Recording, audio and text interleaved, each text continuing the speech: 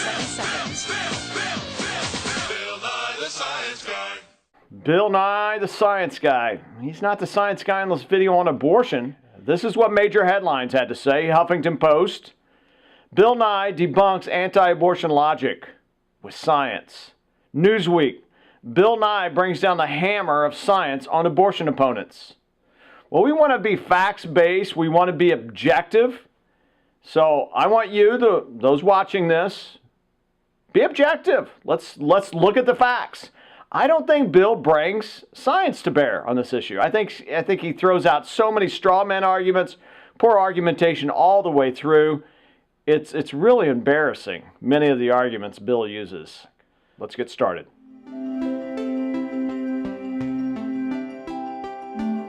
Many, many, many, many more hundreds of eggs are fertilized than become humans. Eggs get fertilized, and by that I mean sperm get accepted by ova a lot. But that's not all you need. You have to attach to the uterine wall, the inside of a womb, a woman's womb. So we have to take issue with Bill's very first sentence. His many, many, many more hundreds of eggs are fertilized than become human. Because according to Bill, you have to attach to the uterine wall, which happens 10 to 12 days after fertilization. But Bill's very first sentence, many more hundreds of eggs are fertilized than become human. Let's just deal with the science. Because this is going to come up throughout his video. When does human life begin, Bill? When should it be protected? You actually don't get into abortions taking place 8 weeks, 12 weeks, 22 weeks after fertilization. You don't look at actually what's going on in abortion. You're really trying to obscure it, which we'll get to in a moment. But folks, let's look at, I recommend this free resource. Go to ehd.org. It's the Endowment of Human Development.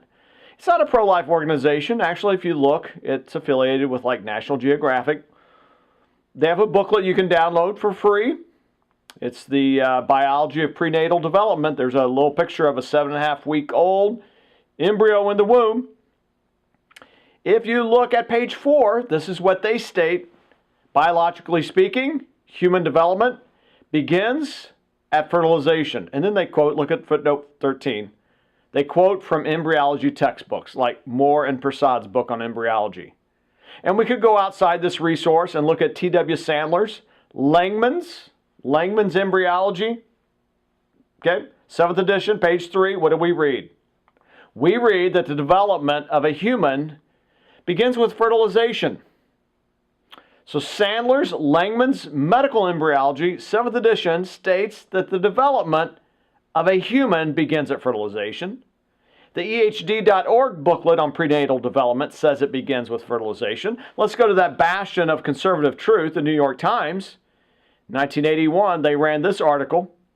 Senate begins hearings on bill to outlaw abortions. In this article, they quote from Dr. Micheline Matthews Roth of Harvard Medical School. This is what she said, quote, it's in the New York Times article. It's scientifically correct to say that an individual human life begins at conception, when egg and sperm join to form the zygote, and that this developing human always is a member of our species in all stages of life, end quote. So, Dr. Micheline Matthews Roth, it's scientifically correct to say that an individual human life begins when? At conception. The article also quotes from Dr. Jaime Gordon of the Mayo Clinic in Rochester, Minnesota. Here's Gordon, quote, the question of when human life begins is an established fact. He goes on to state, all life, including human life, begins at the moment of conception. So it is scientifically correct to say human life begins at conception, at fertilization. We'll use those two terms interchangeably. Let's listen to Bill's next clip. But if you're going to hold that as a standard, that is to say, if you're going to say when an egg is fertilized, it's therefore has the same rights as an individual, then whom are you going to sue? Whom are you going to imprison? Every woman who's had a fertilized egg pass through her? Every guy whose sperm has fertilized an egg and then it didn't become a human? Have all these people failed you? It's just a reflection of a deep scientific lack of understanding. And you literally, or you apparently literally don't know what you're talking about. Well, let's just grant to Bill that many fertilized eggs, yes, miscarriage before implantation. So before the 12 days, before they attach to the uterine wall. Let's say 50% of fertilized eggs do that. What's your point, Bill? Let's just acknowledge that miscarriages happen all the way through the pregnancy. What's being miscarried? Human beings, right, Bill? Yes. I mean, folks, we all know this through experience. We know people who have lost a child and they mourn for that child through natural death. Folks, I hope you see through this. There's a huge difference between natural death and terminating the life of the child in the womb. I mean, it's really just so hard to believe that he would. Whom are you going to sue? Whom are you going to imprison? If all these miscarriages happen, yeah, that's called natural death. 8-week-old here, natural death. 12 weeks, miscarriage. 22 weeks, miscarriage. Oh, but there's a big difference, isn't there? Between going in and purposefully terminating the life of that human being at 8 weeks, 10 weeks, 12 weeks, 22 weeks. This is what abortion is. And this is not, Bill's not going to get into that, is he? Trying to obscure it, And by the way, I mean, abortion happens after women find out they're pregnant, right? Meaning the embryo has long since been implanted. No, see, he's trying to obscure and not really deal with this issue. I mean, just go to some of the abortion websites and look at when they offer abortions. And I mean, early on, abortion pill, then from 12 to, let's say, 15 weeks, vacuum aspiration. From 16 weeks down to 23, it's a 2-day procedure. Gives you the cost. Is Bill going to actually show us what's going on in abortion? What the development is? No, he's not. He's just obscuring that, isn't he? He's not really dealing with it, just coming up with these ridiculous arguments. So let's listen to some more of his arguments. And so when it comes to women's rights with respect to their reproduction, I think you should leave it to women. It's really, you cannot help but notice. I mean, I'm not the first guy to observe this. You have a lot of men of European descent passing these extraordinary laws based on ignorance. Bill's very observant. He has noticed there are a lot of men of European descent passing extraordinary laws based on ignorance. Really? Could you give us some of these laws? By the way, who cares about ethnicity here, Bill? It has nothing to do with it. European descent. I see you have these men of European descent. They're passing these laws. Really? It's interesting that Bill's video, well, Bill's, first of all, yeah, he's of European descent. Oh, yes, and the Supreme Court justices in 1973, they were of European descent, yes. They passed Roe versus Wade, right. Okay, anyway. Bill, your video came out right around the time of defunding of Planned Parenthood. I just liked for the listeners, those watching the video, for you to know that it was Joni Ernst of Iowa. Yes, she's the one who sponsored the bill. You can check it out for yourself. She's the one who sponsored the bill to defund Planned Parenthood. Yes, there are many women of all different backgrounds and men of different ethnicities, pro-life, pro-abortion. What does that have to do with anything? It doesn't. Let's move on to another one of Bill's arguments. Sorry, you guys. I know it was written, or your interpretation of a book written 5,000 years ago, 50 centuries ago, makes you think that when a man and a woman have sexual intercourse, they always have a baby. That's wrong. And so to pass laws based on that belief is inconsistent with nature. I mean, this is pretty funny, isn't it? There are these people that read this book. We know what you're saying, Bill. The Judeo-Christian scripture. That 5,000-year-old book? Well, he's wrong on that. Anyway, their interpretation of that book, when they read it, it makes them think that whenever a man and a woman have sexual intercourse, they always have a baby. That's wrong. So to pass laws based on that belief is inconsistent with nature. Wow, really? I mean, this is crazy. There are people that believe that every time a man and woman have sex, it results in a baby. And that's wrong, and they're passing laws based on this belief, and it's just inconsistent with nature. It's because it's a stupid argument that no one's making. Oh, Bill, I mean, hopefully, folks, I mean, you probably wanted to turn this video off when you saw that. It's like, this guy's not making any sense. Throwing out these ridiculous straw man arguments. I mean, come on. First of all, let me just give you some names to go watch their videos, watch them debate. Scott Klusendorf at ProLifeTraining.com. He's the founder of Life Training Institute. Go online and watch, go on YouTube and watch Scott Klusendorf debate. He's I think one of the best pro-life debaters out there. Listen to him. Listen to how he argues. You're not going to hear these ridiculous arguments that Bill's bringing up. Listen to Greg Koukl at Stand to Reason, str.org. Go to National Right to Life. Folks, Bill's bringing up crazy arguments that the pro-life movement's not making. But you know what Bill's doing here? He's trying to throw in the religion card. There are these religious nuts. They read this book and they come away with these beliefs.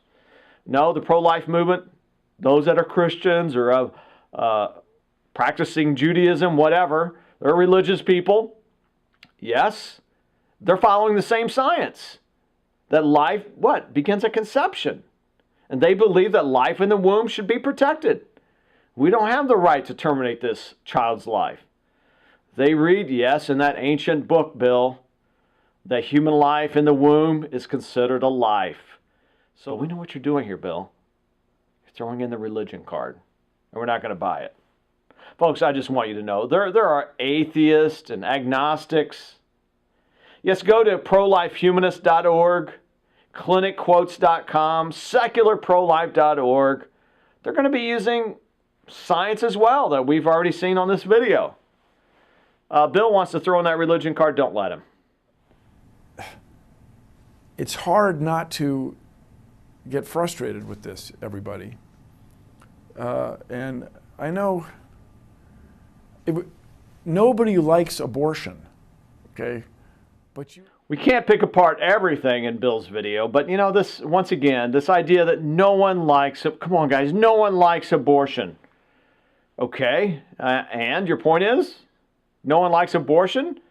Bill, if there's nothing wrong with abortion, who cares whether they like it or not? And when it comes to right and wrong, who really cares whether it's something people like? But Bill, you're absolutely wrong on this, that no one likes abortion. There's even a song by Lindemann, Praise Abort. It's a disgusting video, but you can watch it on YouTube. Yeah, Lindemann, Praise Abort. You can buy it as a single. Huffington Post. Why women are shouting out their abortion stories on Twitter. Like Gail Swanson, my abortion was the most compassionate option for the baby and me. And you can read many, many more, Bill, and those watching. No one likes abortion? Well, take a look at thoughtcatalog.com. Bridget Constable. I'm glad that I had an abortion. Or Cosmopolitan, July 2015. Here's an article. 11 women explain why they are glad they had an abortion. Or what about the Roe versus Wade celebrations? Yeah, Planned Parenthood of Illinois, 2016. For first-timers, they sold out on that special price. Yep, a Roe versus Wade celebration. That's right. What about this article by XO Jane? Here's the title. I'm an OBGYN resident who entered my field specifically to perform safe abortion services. These are my reasons why. I love providing abortion care to women, and I am proud to do so. I'm also far from alone. Yes, so we recognize that Carolyn Payne, you go read the article, She's glad, Bill. She's perfectly fine with it. And I could give you testimonies of some abortion doctors telling you they are glad to provide their services. Anyway, let's move on to some more of your arguments. But you can't tell somebody what to do. I mean, she has rights over this, especially if she doesn't like the guy that got her pregnant. Like, she doesn't want anything to do with your genes. Get over it, especially if she were raped and all this. All right, then Bill says you can't tell somebody what to do. What? You just did. You just said we can't tell somebody what to do. And you just told us that you can't tell somebody what to do. Anyway, Bill, we recognize that the government tells us what to do all the time. We have hundreds of laws on the books protecting ourselves and protecting others. We recognize that, right? Yet in this issue, Bill, you said she has rights over this, especially if she doesn't like the guy. She can kill the child. Right? Evidently, you believe all the way through 9 months of pregnancy, she doesn't like the guy, she can kill the child. Yet we thankfully we have laws like if she gives birth to a premature child at 25 weeks. Many children live outside the womb at 25 weeks, right? I mean, just type in preemies 25 weeks and read the testimonies of hundreds, if not thousands, of children that survive. Thankfully, we have laws that if you give birth to a premature child, you can't kill the child. As long as it's in the womb, you can kill a child. Then Bill brings up the tough issue of rape. Less than 1% of all abortions are due to the issue of rape. This is a hard issue. We understand it is terrible. We recognize the violence, the harm. The woman is innocent. The child conceived in rape is also innocent.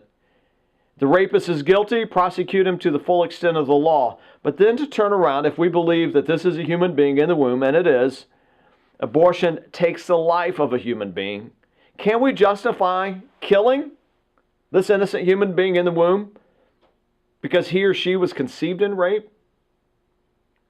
If you've never watched any testimonies on this issue, I recommend going to conceivedinrape.com, RebeccaKiesling.com.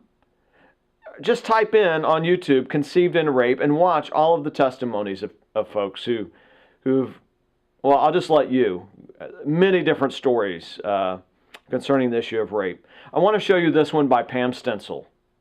Let's take a look. Years ago, a young 15-year-old girl became pregnant. She had a lot of difficult choices to make, maybe more so than some teen girls because she was raped. But this young girl chose to give her child life and then to place that child with an adoptive family. And that child was me. My biological father is a rapist. I don't even know my ethnicity, but I am still a human being and I still have value. And my life isn't worth less than yours just because of the way I was conceived.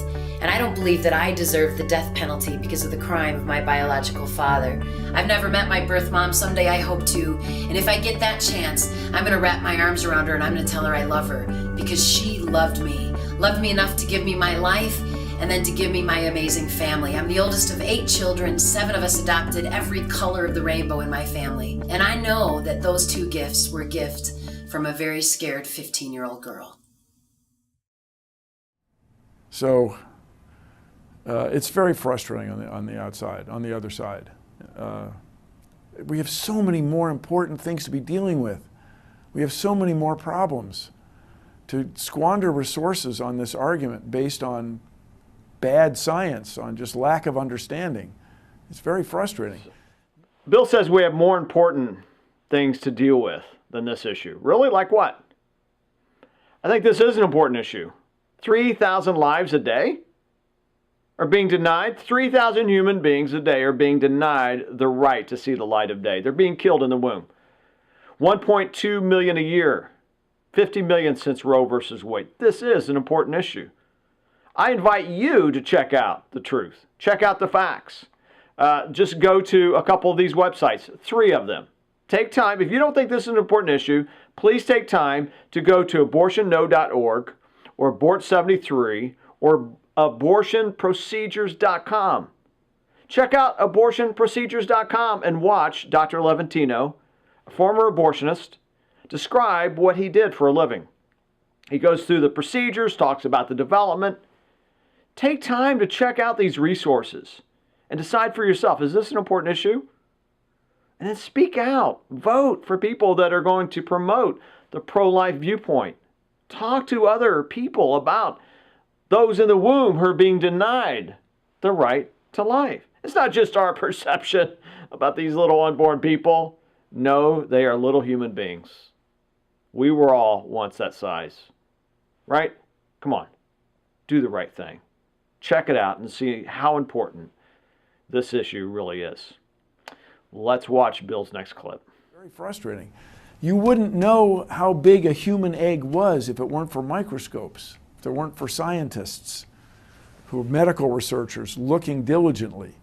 You wouldn't know the process. You wouldn't have that shot, the famous shot or shots where the sperm are bumping up against the egg. You wouldn't have that without science.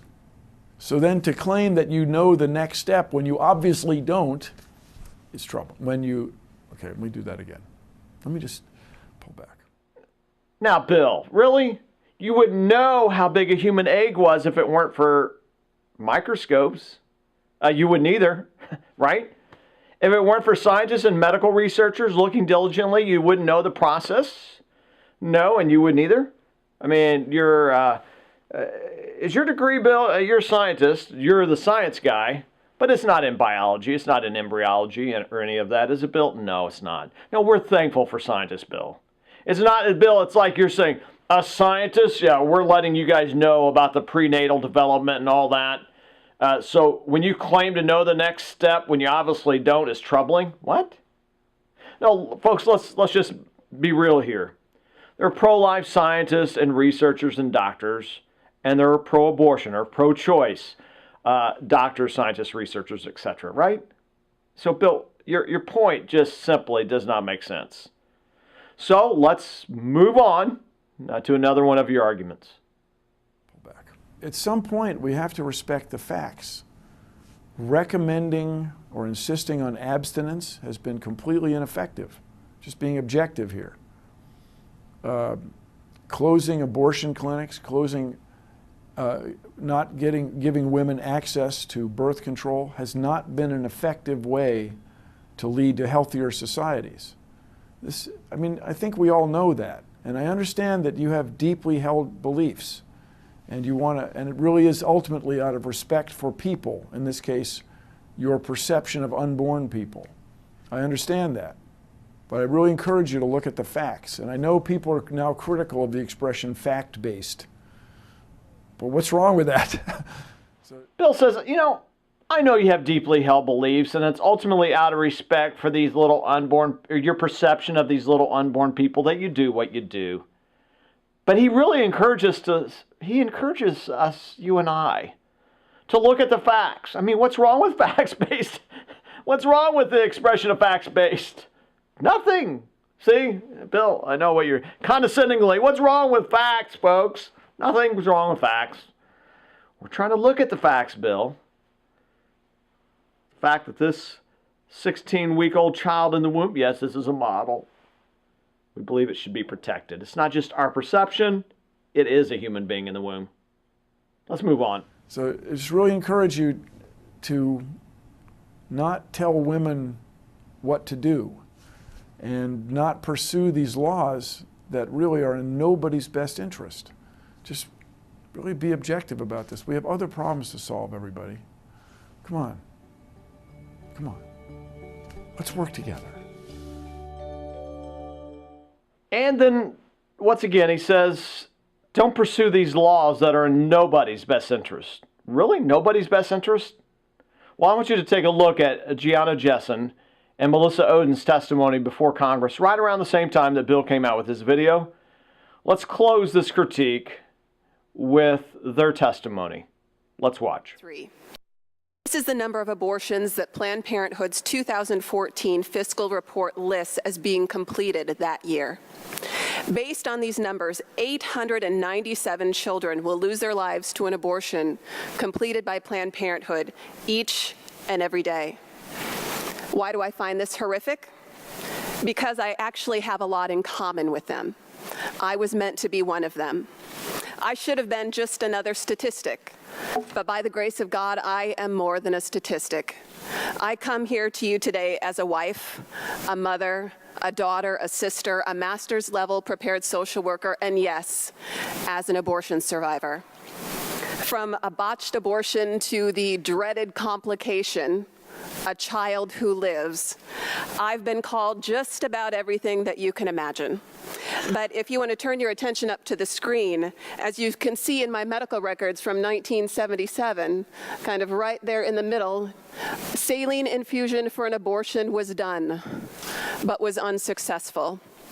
And in other times throughout my medical records, you will read statements like, the complication of my birth mother's pregnancy was a saline infusion abortion. You could certainly say that saline infusion complicated the pregnancy. It has taken years to unravel the secrets surrounding my survival, to have contact with my biological family, and even medical professionals that cared for me. And although there are still unanswered questions, what I do know is that my life was intended to be ended by that abortion. And even after I survived, my life was in jeopardy. You wouldn't know it by looking at me today, but in August of 1977, I also survived a saline infusion abortion. And as Gianna shared, that saline infusion abortion involves injecting a toxic salt solution into the amniotic fluid surrounding the preborn child. The intent of that toxic salt solution is to scald the child to death from the outside in. For days, I soaked in that toxic salt solution, and on the 5th day of the procedure, my biological mother, who was a 19-year-old college student, delivered me after her labor was induced. I should have been delivered dead that day as a successful abortion. In 2013, I learned through contact with my biological mother's family that not only was this abortion forced upon her against her will at the age of 19, but also that it was my grandmother, my maternal grandmother, a nurse, who delivered me in this final step of the abortion procedure at St. Luke's Hospital in Sioux City, Iowa. Unfortunately, I also learned that when my grandmother realized that the abortion had not succeeded in ending my life, she demanded that I be left to die.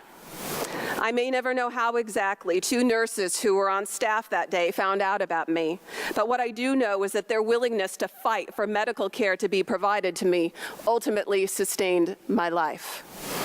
And I know where children like me were left to die at St. Luke's Hospital. I met a nurse there who delivered a child much like me in 1976. She delivered a little boy after a failed saline infusion abortion. But she followed her superior's orders, and she placed him there in a utility closet in a bucket of formaldehyde to be picked up later as medical waste after he was left there to die alone.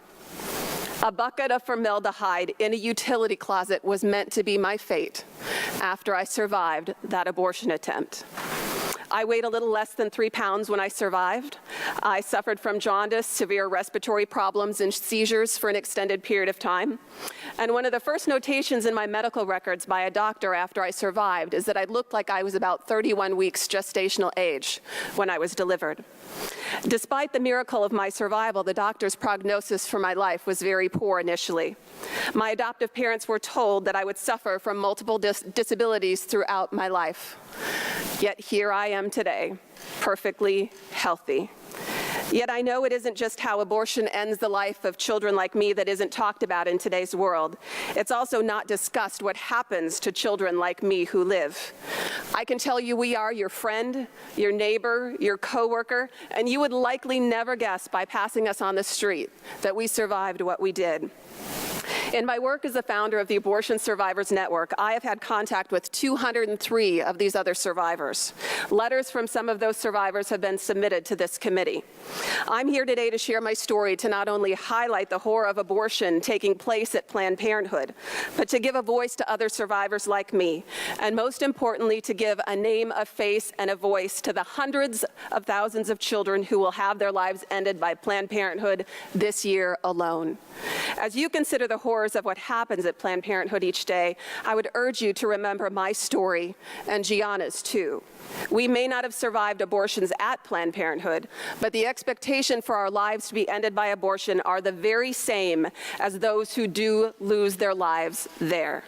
And I have long believed that if my birth mother's abortion would have taken place at a Planned Parenthood, I would not be here today. Completing over 300,000 abortions a year provides them with the experience to make sure that failures like me don't exist. As a fellow American and as a fellow human being, I deserve the same right to life, the same equal protection under the law as each and every one of you. Yet we live in a time where not only do such protections not exist, but my own tax dollars and yours go to fund an organization that has perfected the very thing that was meant to end my life. And this must end.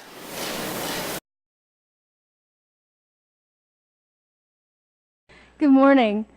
My name is Gianna Jessen, and I would like to thank you so much for the opportunity to testify here today. My biological mother was 7.5 months pregnant when she went to a Planned Parenthood and was advised, and they advised her to have a late-term saline abortion. This method of abortion burns the baby inside and out, blinding and suffocating the child, who is then born dead, usually within 24 hours, and there should be a photo there. Yes, this is what I survived. Instead of dying, after 18 hours of being burned in my mother's womb, I was delivered alive in an abortion clinic in Los Angeles on April the 6th, 1977. You can see a photo as well of my medical records. My medical records state, born alive during saline abortion, 6 a.m. Ha! Victory. Thankfully, the abortionist was not at work yet. Had he been there, he would have ended my life with strangulation, suffocation, or leaving me there to die. Instead, a nurse called an ambulance, and I was rushed to a hospital. Doctors did not expect me to live. I did. I was later diagnosed with cerebral palsy, which was caused by a lack of oxygen to my brain while surviving an abortion. I was never supposed to hold up my head or walk. I do. And cerebral palsy, ladies and gentlemen, is a tremendous gift to me. I was eventually placed in foster care and later adopted. And hear me clearly, I forgive my biological mother. Within the first year after my birth, I was used as an expert witness in a case where an abortionist had been caught strangling a child to death after being born alive. I'll close this critique of Bill Nye's view on abortion with this quote from Gianna Jessen before Congress. Thanks for watching. I would ask Planned Parenthood the following questions. 38 years later, I would ask them these questions. If abortion is about women's rights, then what were mine?